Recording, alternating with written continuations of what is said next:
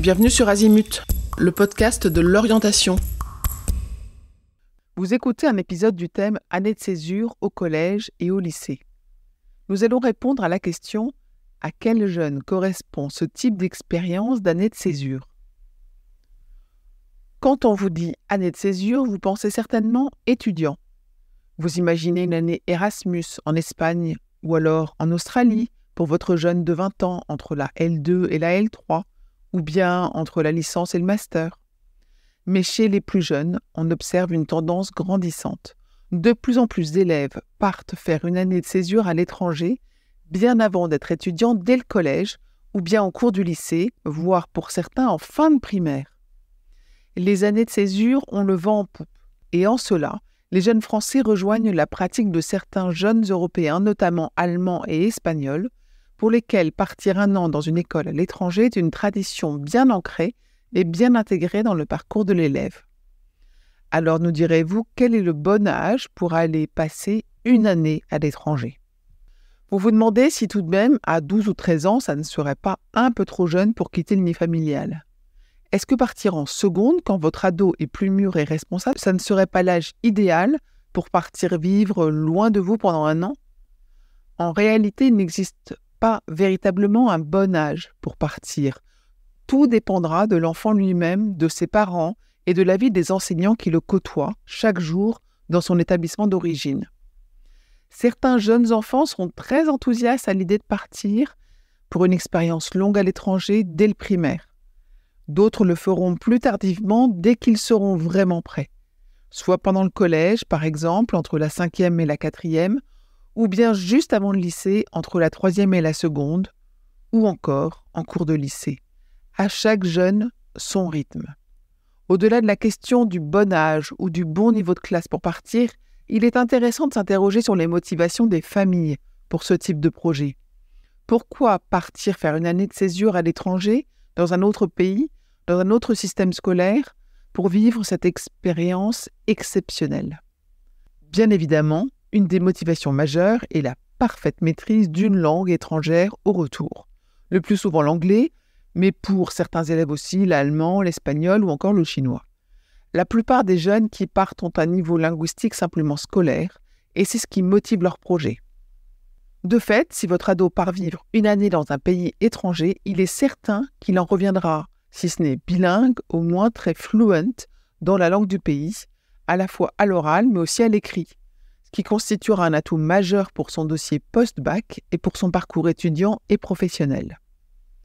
À la motivation linguistique s'ajoute celle de l'ouverture sur le monde, de la découverte d'une autre culture et sur le plan plus personnel d'une expérience très riche de rencontres de l'autre et de découverte de soi. Pour certains aussi, l'objectif du séjour sera majoritairement académique. Certains élèves peuvent rentrer en France avec un diplôme officiel en poche.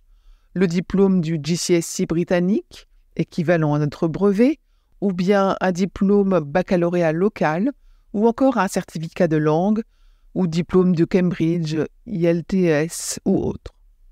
Des diplômes qui seront particulièrement appréciés quand viendra l'heure des candidatures pour le post-bac, du premier stage ou du lancement dans la vie professionnelle. Pour certains jeunes, envisager une année de césure à l'étranger peut s'inscrire dans un contexte scolaire ou personnel plus spécifique. Cette expérience différente est alors à considérer comme une des solutions possibles face à une situation qui pose question. Nous pourrions citer les élèves qui ont sauté une classe, voire deux, et qui vivent un décalage entre des résultats académiques qui sont au rendez-vous et un manque de maturité bien réel. Partir à l'étranger permettra à ces jeunes de mettre intelligemment à profit 1 ou 2 années d'avance. Et cela évitera à certains de se retrouver à entrer en seconde un peu trop jeunes.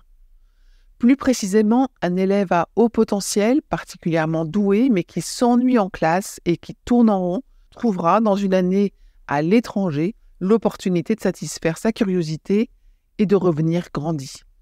Pour ces jeunes-là, un système scolaire vraiment différent du nôtre, anglo-saxon notamment, leur permettra d'être nourris sur le plan intellectuel, mais aussi comblés dans les domaines sportifs, artistiques et culturels. Autre motivation fréquente pour partir prendre l'air, entre guillemets, des difficultés scolaires récurrentes, voire un réel décrochage, avec pour certains un avis de redoublement qui se profile ou qui vient d'être prononcé. Des difficultés d'apprentissage, des troubles de l'attention, une gêne liée à une forme dysorthographie, dyspraxie, ou encore un grand mal-être, une situation de souffrance ou de harcèlement.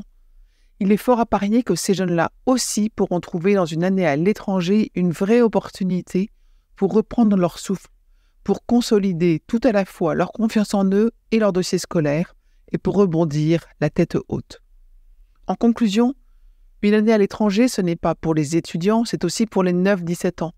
Pour ceux qui ont des difficultés, comme ceux qui carburent, pour ceux qui ont soif de découvrir de nouvelles choses, comme pour les plus réservés, pour les grands sportifs, comme pour ceux plus artistes.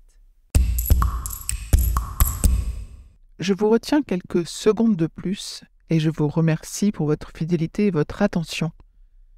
J'avais 2 messages à vous faire passer.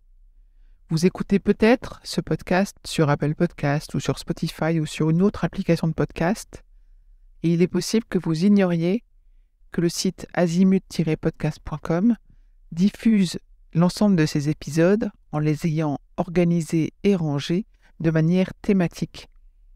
Ceux qui connaissent ce site sont vraiment contents de pouvoir y écouter sereinement chacun des épisodes et de pouvoir utiliser ce moteur de recherche. Deuxième message, sur ce même site, vous pourrez vous abonner à la newsletter. La newsletter, je l'ai surnommée l'hebdo de l'orientation. C'est une newsletter qui, comme son nom l'indique, est envoyée chaque semaine, le mardi pour l'instant. Et c'est dans cette newsletter que vous trouvez les indications des nouveaux épisodes, des guides que nous diffusons et de temps en temps, nous vous annonçons les masterclass, les ateliers, etc. que nous organisons.